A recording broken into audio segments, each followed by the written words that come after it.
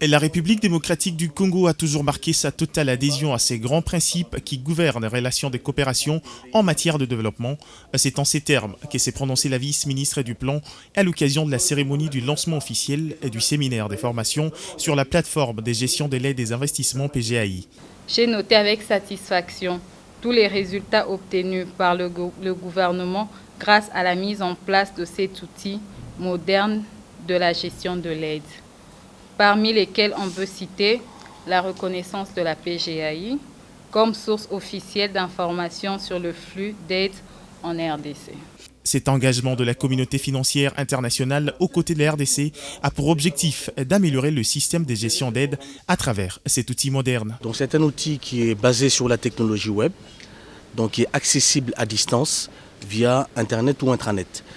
Donc la transparence de l'aide veut que justement tout le monde puisse avoir accès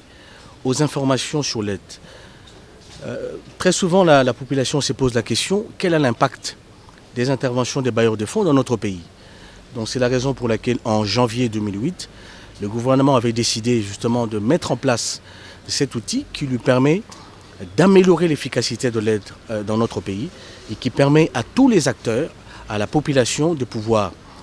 accéder aux données sur les interventions des bailleurs de fonds pour pouvoir justement demander des comptes au gouvernement. Consciente des défis non négligeables auxquels fait face la PGAI et soucieuse de voir l'aboutissement des résultats escomptés à l'issue de ces séminaires, Lisette Sangana promet de remonter les difficultés rencontrées auprès du ministre du Plan Olivier Kamitatou, afin que les solutions durables et idoines soient prises pour rationaliser le fonctionnement de cet outil.